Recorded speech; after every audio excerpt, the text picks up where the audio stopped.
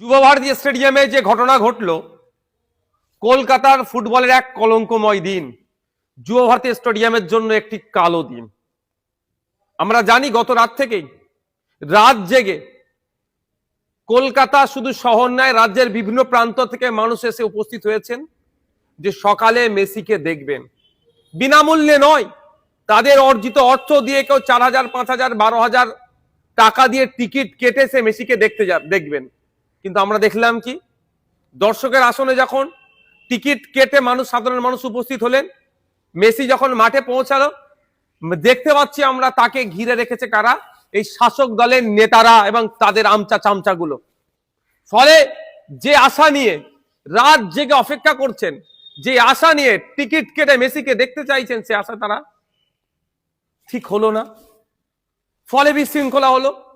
বিশৃঙ্খলা হয়ে কি দেখলাম, যুব ভারতী স্টেডিয়ামের নাম জাতীয় স্তরে আজ ক্ষুণ্ণ হলো, আন্তর্জাতিক স্তরে আমাদের মাথা হ্যাট হলো, বাঙালিদের মাথা হ্যাট হলো।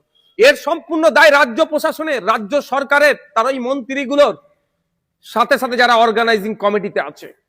এর দায় এড়িয়ে যেতে পারে না যে এই সময় যখন সারা পশ্চিম বাংলায় ক্রীড়াপ্রেমীরা যখন প্রশ্ন করতে শুরু করেছেন, সাধারণ মানুষ প্রশ্ন করতে শুরু করে দিয়েছে, মমতা ব্যানার্জি তখন দেখলাম একটা পোস্ট করলেন। পোস্টে তিনি উল্লেখ করছেন যে ওই মেসির কাছে, তার স্পোর্টস লাভার্স এন্ড তার ফ্যান্সদের কাছে তিনি এই ঘটনা ঘটার জন্য তিনি দুঃখ প্রকাশ করছেন। কেন একজন মুখ্যমন্ত্রী দুঃখ প্রকাশ করবেন? সাথে সাথে দুঃখ প্রকাশ করে তিনি একটা ইনকোয়ারি কমিটিও দুঃখ প্রকাশ করে তিনি একটা inquiry committee under the chairmanship of justice retired যিনি আছেন Asit Kumar Roy sir, chief secretary এবং additional chief secretary home and hill affairs ডিপার্টমেন্টের, এর দিয়ে একটা কমিটি বানিয়ে দিচ্ছেন। ইনকোয়ারি কমিটি বানিয়ে লাভ কি হবে? মমতা ব্যানার্জি এই ধরনের কমিটি ইতিপূর্বে মানে শয়ে বানিয়েছে। লাভটা কি হচ্ছে সোসাইটির? ইনকোয়ারি কমিটির ফিডব্যাক কি আছে? মমতা ব্যানার্জি এর মধ্যে কোনো ডিউরেশন পিরিয়ড উল্লেখ করে দেয়নি যে 15 দিনের মধ্যে ইনকোয়ারি কমিটি ইনকোয়ারি করবেন, করে এই যেগুলো যা আসবে ব্যবস্থা গ্রহণ করা হবে। শুধুমাত্র যে ক্ষোভ হয়েছে, ক্ষোভকে প্রশমিত করার জন্য তিনি একটা আইওয়াস করলো। আমরা ভুলে যাচ্ছি না, আনিসকে যখন খুন করেছিল তখন সারা রাজ্য উত্তর, তখন ইনকোয়ারি কমিটি, অনেক ইনকোয়ারি কমিটির গল্প শুনিয়েছে মমতা ব্যানার্জি। এটা দিয়ে হয় না, শাক দিয়ে মাছ ঢাকা যায় না মমতা ব্যানার্জি মহাশয়া। আপনার দলের এমএলএ গুলো, আপনার দলের মন্ত্রীদের জন্য বিশৃঙ্খলা হয়েছে, আপনার দলের নেতাদের জন্য বিশৃঙ্খলা হয়েছে। যখন এটা চরম আকার ধারণ করছে, মানুষ, সারা বাংলার মানুষ যখন এখন প্রশ্ন করছে, আমরা দেখলাম কি যে অর্গানাইজিং কমিটির যিনি মূল হোতাকে গ্রেফতার করেছেন, দত্তবাবুকে। আমি আপনাকে চ্যালেঞ্জ করছি, আপনার যদি সৎ সাহস থাকে, এই হটস্পট, এই ইনসিডেন্ট, এই বিশৃঙ্খলা, এই ক্ষয়ক্ষতি যা হয়েছে, যেমন অর্গানাইজিং কমিটি দায়ী, সাথে সাথে আপনার দলের নেতা মন্ত্রীরাও দায়ী। তাহলে পারবেন আপনি বিশ্বাসবাবুকে গ্রেফতার করতে, পারবেন আপনি বসুবাবুকে গ্রেফতার করতে, আপনার দলের ওই সমস্ত নেতাদেরকে যারা মেসিকে ঘিরে রেখে দিয়েছিল।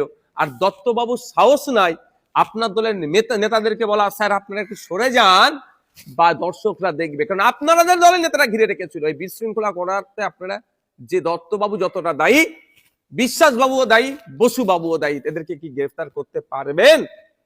আপনি এই গ্রেফতারটা সাপের মুখেও চুমু হলো, ব্যাঙের মুখেও চুমু হলো। যখন বাঙালি মননে ক্ষোভের বহিঃপ্রকাশ হচ্ছে, দেখতে পাচ্ছেন, আপনি বুঝতে পারছেন, সেই সময় গ্রেফতার করে একটু ক্ষোভকে একটু প্রশমিত করতে চাইছেন।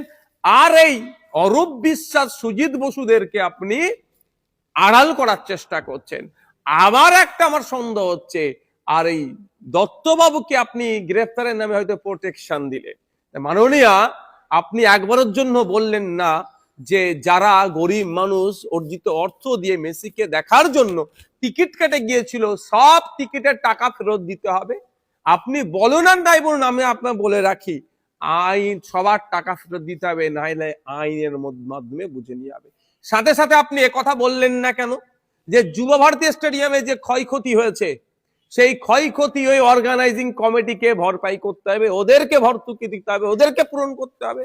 জনগণের ট্যাক্সের টাকা থেকে যুব ভারতীর একটা চেয়ার বলুন আর যাই বলুন যে ক্ষয়ক্ষতি হয়েছে, একটাও ক্ষতিপূরণ দেওয়া যাবে না।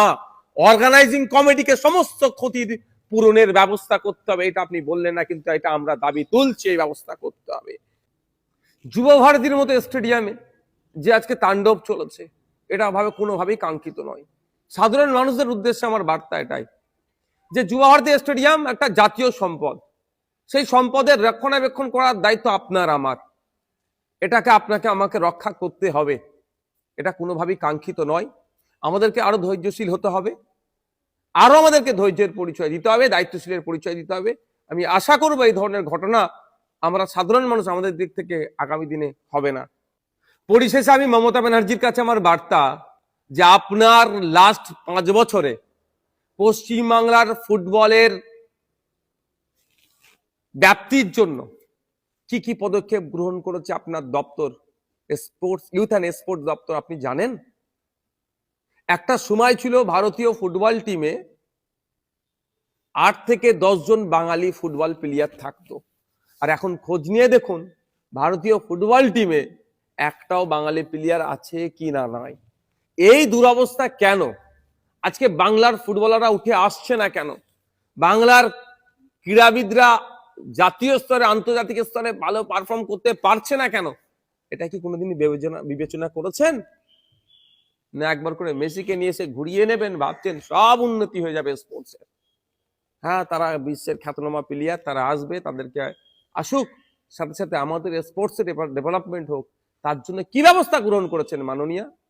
শেষ 10টা বছরে পশ্চিমবাংলায় কটা আন্তর্জাতিক ফুটবল ম্যাচ হয়েছে, সেই তথ্যটা আমি মমতা ব্যানার্জির কাছ থেকে আশা করছি তিনি এটা দেবেন।